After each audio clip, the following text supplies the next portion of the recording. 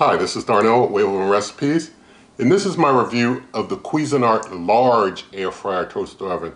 Not to be confused with the older digital air fryer toaster oven. This is a newer, larger model. And so let's get it unboxed.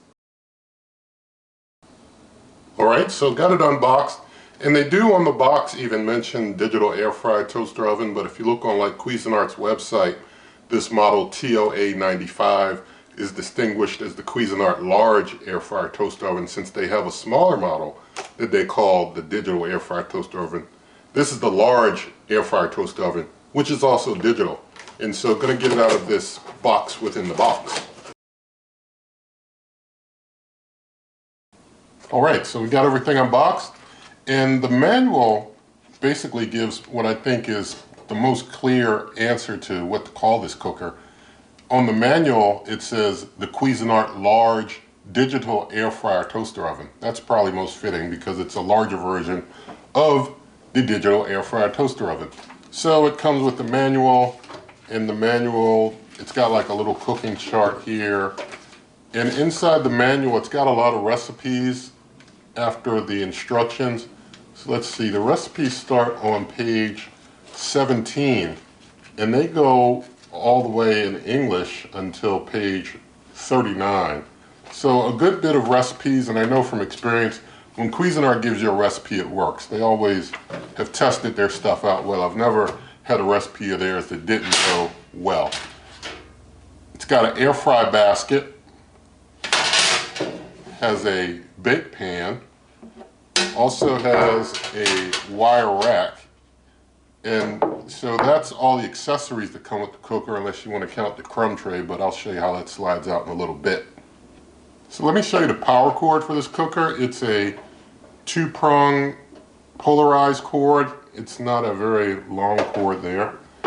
And it's a 1800 watt cooker, so a high power output. Usually Cuisinart stuff runs pretty hot, so we'll see how this one does in the temperature testing. And so I'm thinking that it's probably going to perform really well. We'll see. The dimensions of the cooker are 18.7 inches in length, 16.8 inches in width, and 14.6 inches in height. They say that the interior space offers 0.95 cubic feet, and that's large enough to air fry up to 4 pounds in the air fry basket there, or toast 9 slices of bread, or to cook a 13-inch pizza, or fit a 9x13 baking pan. We'll test all that out, as well as seeing how a whole chicken fits in there a little later.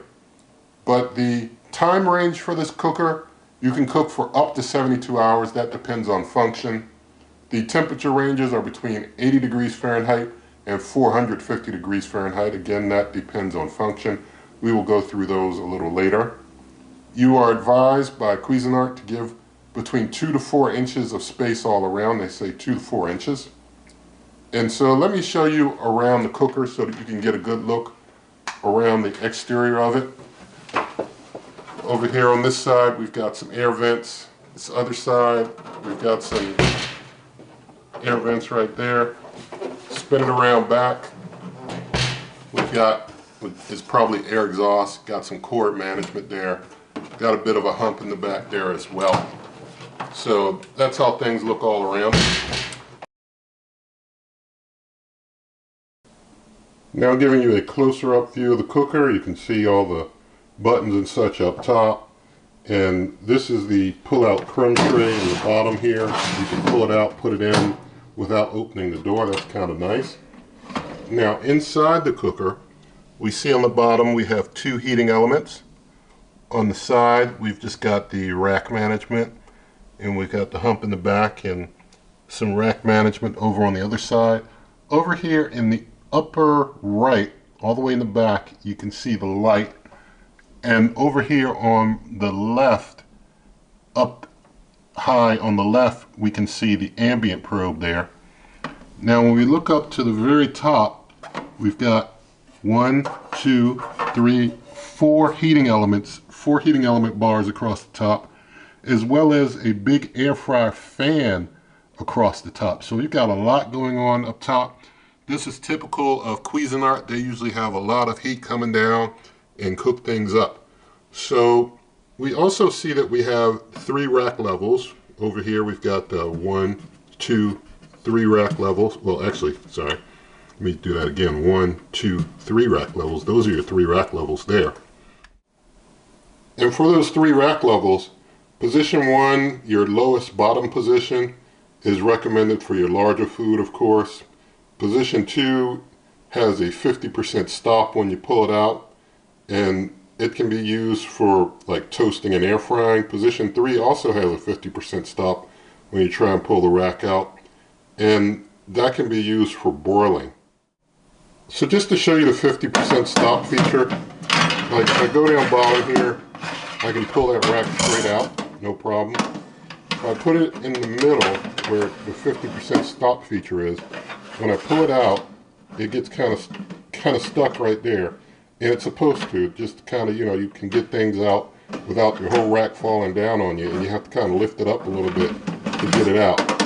Same 50% stop feature is on the high rack, so when I pull it out, it kind of stops there, and I have to kind of lift it up to pull to get it on out of there. Now I'm going to put the bake pan in here just to show you something real quick. When you're using the air fry basket, you're supposed to put it into the bake pan to catch your drippings and such, and you're supposed to do that when you're doing air frying, broiling, or dehydrating. Alright, so these 2 cookers are so big I have to move the camera back just to fit them both in the same shot. But this is the Oster French door digital air fryer toaster oven next to the Cuisinart large digital air fryer toaster oven. And so I'm going to do a little measuring of both of these. So across the top of the Oster, we've got about 21.5 inches there, whereas on the Cuisinart, we've got about 17.5 inches there. So 4 inches less here, because you got like that display thing over here on the Oster, whereas you got it on top on the Cuisinart. Front to back, I'm going to include the hump and the handles, basically going to include everything so we get the full picture. We got about 18.5 inches on the Oster. On Cuisinart, you got to try and gauge the hump in the back well. Let's see. I have it. Yeah, I think I've got it good there. We got just about 16 inches there on that Cuisinart. Now I'm going to do height. And on height, we see that the Oster is about 12.5 inches, whereas the Cuisinart with the display on top is about 15.5 inches. So that's kind of how you exchange your dimensions there, with the displays being in different places. Now, inside of the Oster, I'm going to do a front to back, including that hump. We get over 16.5. Yeah, no, about 16.5. Yeah, 16.5 when I eyeball it. Well, 16.5 there. For the Cuisinart, we get just 14 inches. So about 2.5 inches less there. When we go, let's do side to side. We'll do side to side this way. Inside of the Oster, we've got 15.5 inches that way. Inside of the Cuisinart, we've got about 14.5. I think the guards for the racks would get in the way a little, so you got maybe 14 inches there. So still, either way, you got a little less. For height, inside of the Oster, we've got about, well, it's like just under 10 inches, maybe 9 3/4, maybe a little more than 9 3/4, but not 10. In the Cuisinart, we've got 7.5 or so, maybe 7 3/4, but smaller. So those are our measurements there. And now I'm going to use a 13-inch bake pan with no handles. We'll see how it fits in both. Inside the Oster, no problem. See how it goes in the Cuisinart. Alright, fits into the Cuisinart, no problem. Pretty cool. Now let's try one more. I've got a 13-inch bake pan with handles. This is what sets the Oster apart from others. You can fit it in there. Whereas with this Cuisinart and others, you try and get it in there and you're not going to get it in there. It's not going to fit. So that just kind of gives you an idea of what you're working with there. So now I've adjusted the lighting a bit because all this glass was causing like a huge glare when I had the light going with the previous kind of lighting setting. So a little less glare. And I've got the Ninja Foodi XL Pro air fry oven now next to the Cuisinart large digital air fryer toaster oven. And so going to do some measuring again just to give you an idea of the size of things. And we know that the Ninja has its display on the handle, which is kind of unique. But it's about 16 3/4, not fully 17 inches across. Then on the Cuisinart, do it here, we've got, it's like about 18 inches there on the Cuisinart. And front to back on the Ninja, it's got a pretty large hump up to the handle. We're looking at about 20 inches. Whereas with the Cuisinart, I'll lock my tape measure in so that it doesn't snap back on me. There we go. And we'll get it right to the end of the hump there. You got 17 inches there on the Cuisinart. As far as height is concerned, we see that the Ninja Foodi is about 13 inches, whereas the Cuisinart is about 15.5 inches. And when we go inside of both of them, we go front to back in the Ninja Foodi. Mine has fan guard because it was one of the first ones off the line. Most of you will not be able to get one with a fan guard. It's 12 inches front to back. The Cuisinart front to back inside is still about 14 inches still. Side to side, inside the Ninja Foodi, we got 14 inches. Yeah, we got about maybe 14 1/4. Inside of the Cuisinart, we got 14.5. On height, we've got about 10 1/4 on the Ninja Foodi. Cuisinart, you got about 7 3/4 there. And we know that the 13-inch bake pan with no handles fits fine in both, but not the one with handles. And if you haven't seen it already and you're interested in this cooker, the Ninja Foodi, I have a full review of it, lots of cooks and such. Now I'm going to test if a 5-pound chicken will fit. So I've got one here and going to just set it on in there. And that 5-pound chicken fits just fine in there. Looks just fine. Looks like it would cook up just fine, but it's fully frozen, so I won't be cooking that in this video, but we will be doing some other test cooks if you hang on for a moment. So now I'll do a initial plug-in of the cooker. So let's see if I can find where I put the power cord. There it is. I'm just going to plug it in over here on the side. So we got it plugged in. We see the clock comes up, and so I'm going to set the clock, and I don't know if I need to go, yeah, there we go. I go further out, it gets to PM, and then I press the button, and I'm just going to put my minutes in here. So get to the minutes. I'm just going to set it there and then lock that in just like so. So that's how you set the clock. That's the first thing you do. And I've turned the light out because I think it was washing the display out. I do apologize if you couldn't see earlier. But I want to go over what each of the buttons here does. And so basically you've got a start-stop button there. That basically is going to, you know, start and stop when you're doing your cooks. You got a dedicated air fry button. When you click air fry, it'll go through an air fry menu, show you all the different air fry stuff. We'll go through that in a little more detail later. We've got a slow cook button that basically takes you straight to slow cooking if you want to slow cook. You got a dedicated preheat button. You can decide if you want to use a preheat before a cook. That's kind of neat. you've got a fan speed button. You can basically do a high fan or a low fan. If you do no fan, if it doesn't show the fan symbol, like now that's high fan. But if you got no fan symbol, you're basically on low fan. Got a defrost button when you're cooking from frozen. That's not going to show here. But, well, I'm not going to be able to show you that, but I'll do that later. But in certain cooking functions, you can use the defrost button. It'll basically cook things from frozen a little better when you do that. You got a light button to turn your light on and off. You got a keep warm button that you can just use to dedicate to keeping your food warm. You've got a dual cook button because this cooker has a dual cook feature. If you remember the Cuisinart Chef's Convection Toaster Oven, it had like a dual cook feature too. You can cook 2 different functions. And so those are the different buttons over here. Then you've got your function knob that you can select your different functions, press in on a function if you want. And then you got your time and temp, so I can adjust my temp. Then I can press in and then I can adjust my time.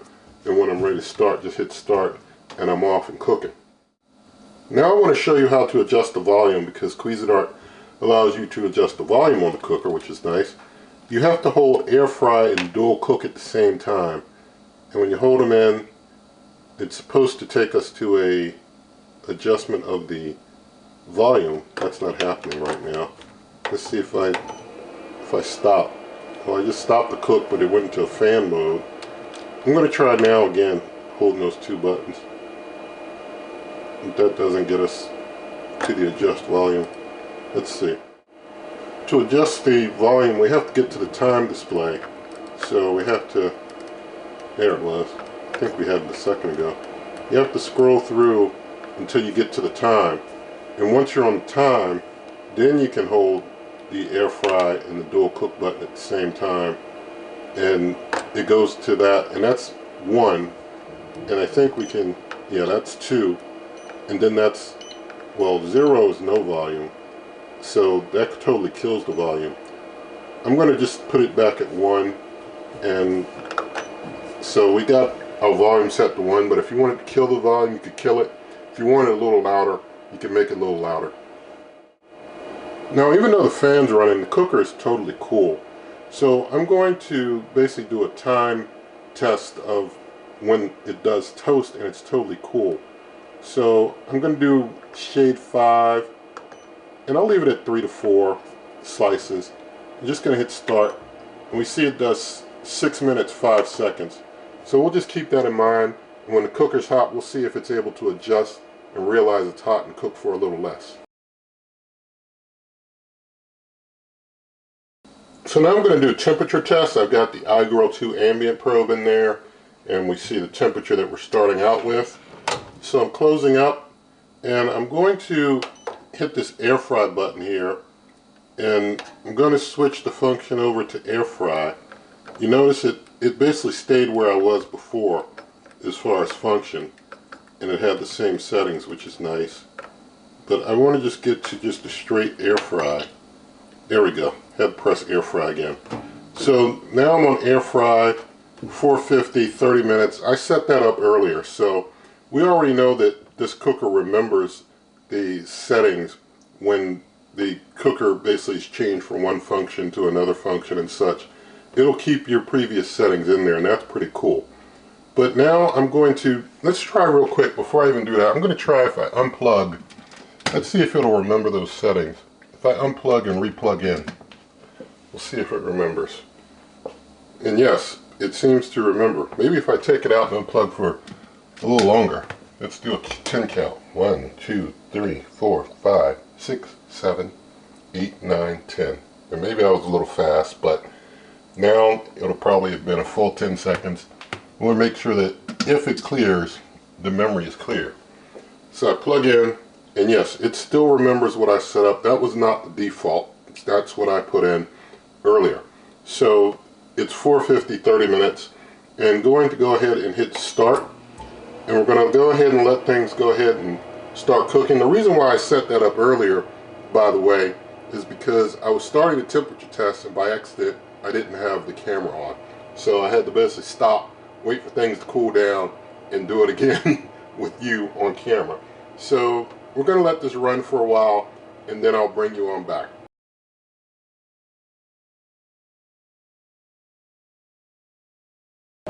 So 10 minutes have passed. The cooker is up to 469. I don't know if it might go higher or not. I'm just going to do some feeling around the exterior for now. The top is, although I can touch it, it's like near hot. This side here is not very hot, but pretty warm. I don't want to keep my hand there. Over here on this side, it's a little cooler than on the other opposite side on the back. It's hot on the back, and the front is hot. I don't want to touch that. Down here, I can keep my hand down here, and I don't feel like I want to remove it or feel any heat that's making me want to remove it. Temperature now has dropped down to 449, so it is trying to basically adjust the temperature, keep it around that 450, and it does seem to keep it right around that 450 range. So going to just test if I open the door for the auto pause. And it does pause. I heard things kind of stop. And when I close, the fan starts going again. We have an auto pause door. So let's see if I want to adjust the time. I press in on here. Well, that's to do the temperature. And so now, yeah, now I'm able to adjust the time and the temp. So we can adjust our time and our temperature on the fly. Now while the cooker is still hot, I'm going to stop it, and I'm going to go over to toast again. See if I can get back over the toast. There's so many functions in this thing. So we're back on toast. We're on shade 5, 3 and 4 slices, and I hit start, and you see the time went down to 3 minutes 42 or 43 seconds. So it knows when it's hot, it adjusts temperature down, and so anybody who was wondering a cooker who does it, Cuisinart does it. Now I do want to mention, although I talked about that preheat button earlier, Bake and Pizza have a built-in preheat, so they're going to preheat automatically. But you can use that preheat function to add a preheat to other functions. Now I'm going to go through some of the details of the different functions. And we'll start with the AirFry. AirFry, and there's so many functions, I don't know if I'm going to do each and every one in full detail, but we'll just kind of run over some of the majors. AirFry, you can cook between 200 degrees Fahrenheit, 400 degrees Fahrenheit for up to 1 hour. And we see the sub-functions of AirFry are fries, wings, nuggets, snacks, and vegetables. We have the, like, this shows that it's like defrost frozen, or you can turn that off if I guess you had some fresh ones. You were cooking like some raw nuggets. Now I'm going to see if I can get out of this air fry function. So I hit air fry again, it takes me to the regular menu. And I want to talk about some of these functions here. We've got toast. So toast, you can do shade 1 through 7 for 1 to 9 slices. And if you want to basically move the time up or down while it's in the middle of toasting, you can adjust the time on the fly while it's toasting. Bagel is similar, so let's go down to bagel. And with bagel, you can do 1 to 7 on the shade, 1 to 9 slices. Let's go down to bake. With bake, you can do 200 degrees Fahrenheit to 450 degrees Fahrenheit for up to 2 hours. And you can use the low or high fan with that. Next we have broil. And broil is fixed to cook at 450 degrees Fahrenheit. You can do that for up to 2 hours. That would be a pretty long broil. And they make sure to mention never use glass oven dishes when you're broiling. And so we got the broil there, and I wonder if I can, yeah, you could put the high convection fan on that broil too if you want it. Now I'm going to go down to pizza. In pizza, you can do 350 degrees Fahrenheit to 450 degrees Fahrenheit for up to 2 hours. And when we go into pizza, we've got pizza there, and you could do, that assumes fresh, or you could hit your defrost button to go to a frozen pizza. Now I'm going to just hit air fry twice to go back to our main menu. And the next one that I want to talk about is roast. So the roast function can do 200 degrees Fahrenheit to 450 degrees Fahrenheit for up to 2 hours.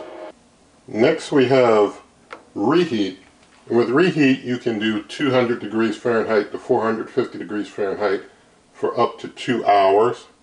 And then the next function we have is warm, if I can, there we go, get on warm. 150 degrees Fahrenheit to 300 degrees Fahrenheit for up to 2 hours. Next, there is a low option, and low is 100 degrees Fahrenheit to 300 degrees Fahrenheit for up to 12 hours. You want to do some, slow and low cooking. And then we have proof.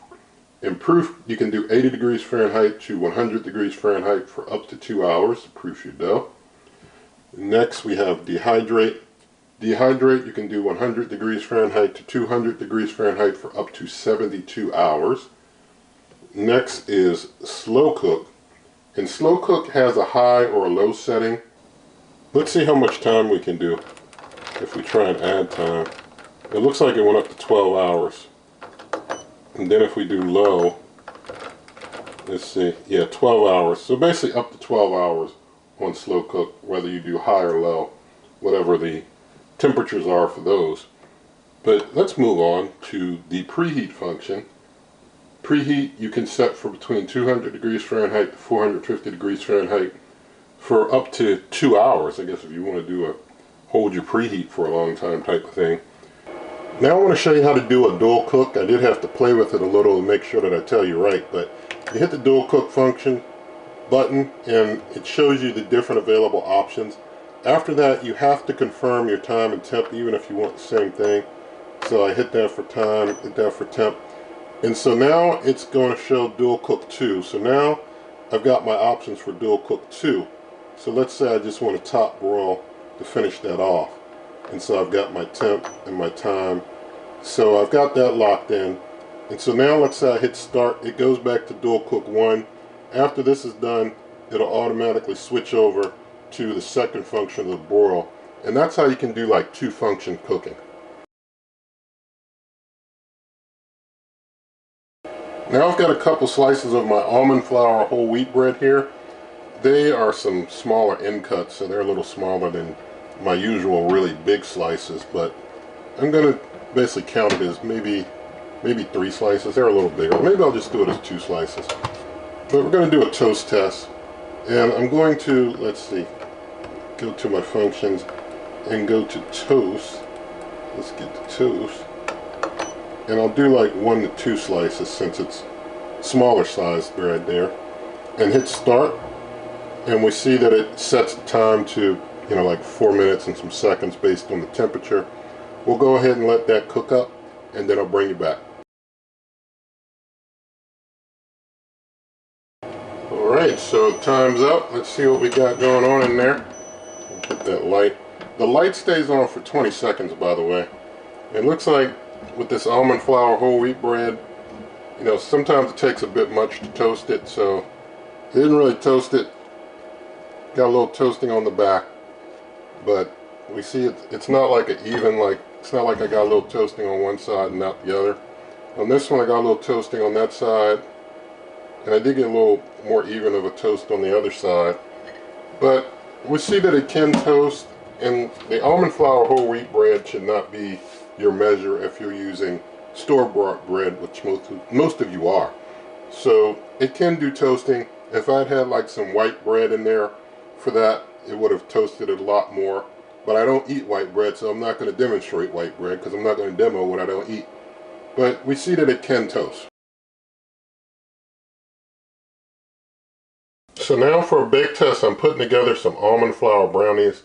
Got the recipe on the screen for a moment, but just moving things along here.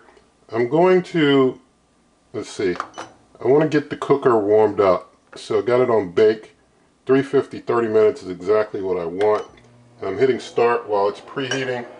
Gonna finish mixing these ingredients together and then get them into my pan that I have in the back there that has been sprayed with some extra light olive oil so things don't stick too much. And once the preheat is done, we'll get them on in there.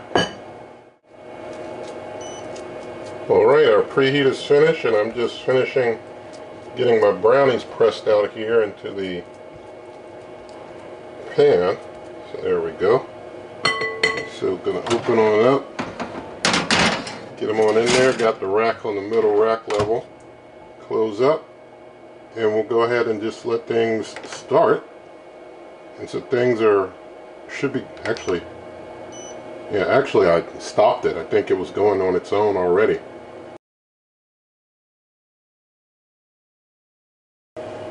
So they've been cooking for 23 minutes.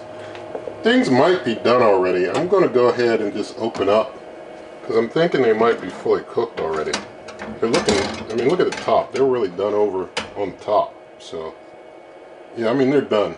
23 minutes, and they're done. Probably could have done 20 minutes. Usually take 30 in other cookers. I'm going to set these aside and let them cool.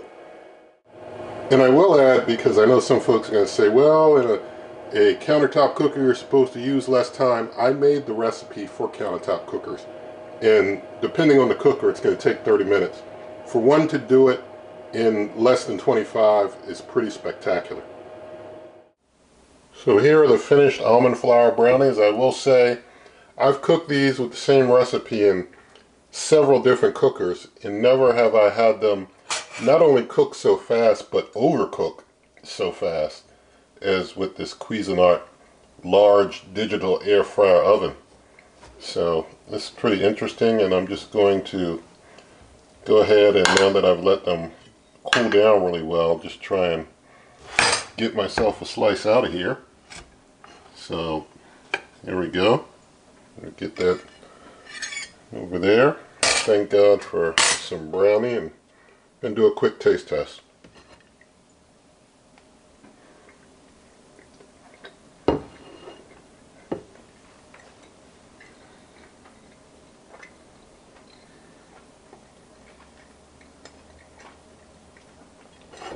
Alright, they're good.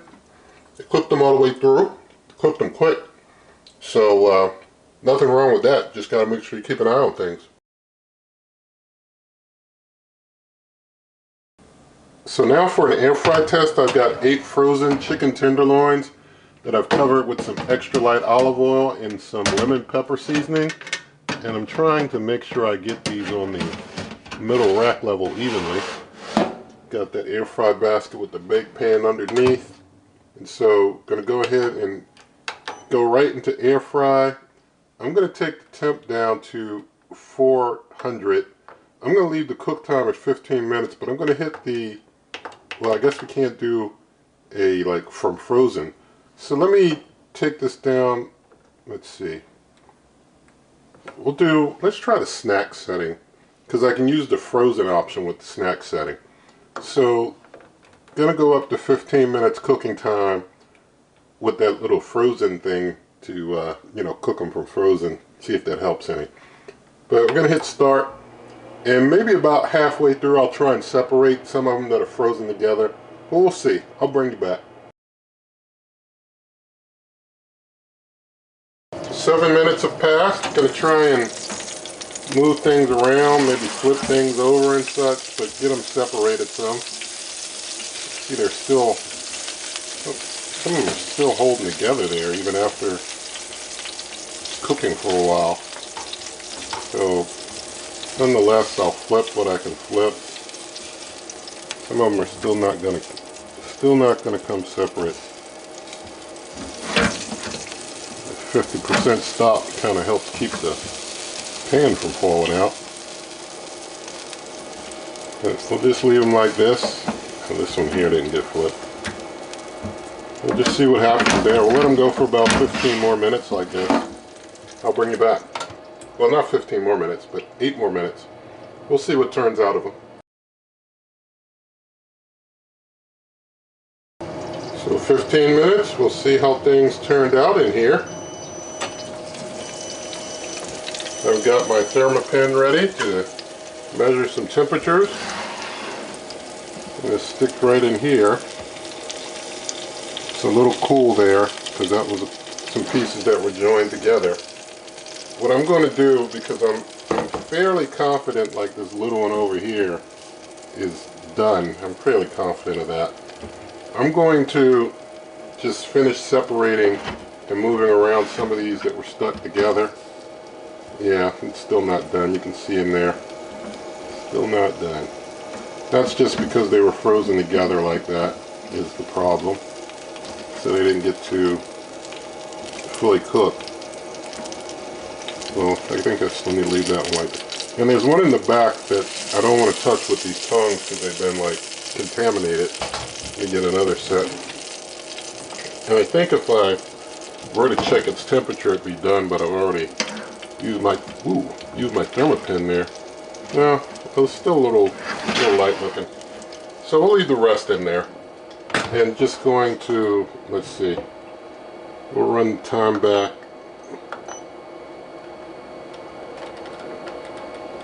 We'll do like another 5 minutes. It's a Cuisinart. Things usually go faster in Cuisinart. So we'll give it 5 more minutes at that setting. We'll see what happens. So I've had a little time to get some things cleaned up, and so I'm going to go on in here again and see if things are done after the rest of these sat in there for 20 minutes now. So let's see. Get this big pan pulled out. Alright.